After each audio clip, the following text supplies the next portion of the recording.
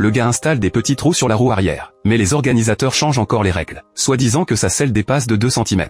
Le mec en a ras le bol de discuter. Il sort une scie et découpe le bout de la selle. Mais les organisateurs lâchent toujours pas l'affaire. Ils exigent que le vélo soit complet, avec uniquement des pièces homologuées. Du coup le gars doit courir les magasins pour tout rassembler. Mais une fois les modifs faites, l'association lui sort encore une nouvelle règle. Interdiction de rouler en position couchée, soi-disant que c'est mauvais pour la santé des athlètes. Même si ça le rend fou de rage, il accepte pour pouvoir courir. Mais juste avant le départ, l'association rajoute encore un truc. La poitrine ne doit pas toucher le guidon. 3 contacts étaient disqualifiés sur le champ. C'est clairement dirigé contre lui, parce que personne d'autre roule comme ça. Faut savoir que depuis tout petit John est un gars introverti. Le genre à encaisser sans rien dire quand on l'embête. Jusqu'au jour de son anniversaire. Son père lui offre un vélo, et là tout change pour John. Ce vélo devient son meilleur pote jour et nuit. Il pensait que grandir arrangerait les choses. Mais la réalité est bien plus cruelle que ça. Jusqu'au jour où il découvre par hasard qu'en retournant le guidon vers le haut, et en se penchant bien bas, la vitesse augmente grave. Mais cette façon de rouler complètement révolutionnaire, ça demande de modifier le vélo, avec le soutien total de sa femme. Après des jours de bricolage et d'essais, John finit par construire son premier vélo modifié. Quand il le montre à tout le monde, personne n'est impressionné. Pour eux un simple cadre en métal, ça peut pas battre des vélos de course hors de prix. Pour prouver que son engin tient la route, John va le tester sur la route. Et ce vélo qui a l'air de rien, roule quasiment aussi vite qu'une moto. Mais son pote soulève un point crucial. Un test comme ça suffit pas. Il lui faut une homologation officielle. Il fonce donc sur un circuit pro. Objectif boucler 205 tours en 1 heure. Soit 51 km au total. Le test commence et John part à fond. Au début tout roule. Mais tour après tour, ses forces commencent à lâcher. Et le pire, ses traumatismes d'enfance reviennent le hanter. John commence à perdre pied. Le chrono est presque à 0. Mais grâce aux cris de sa femme, John se réveille juste à temps. Non seulement il finit le sprint, mais il explose le record du monde. Et décroche un sponsor et un prix. Au moment où John se prépare pour les championnats du monde, l'association lui envoie une mise en demeure. Son vélo serait pas conforme.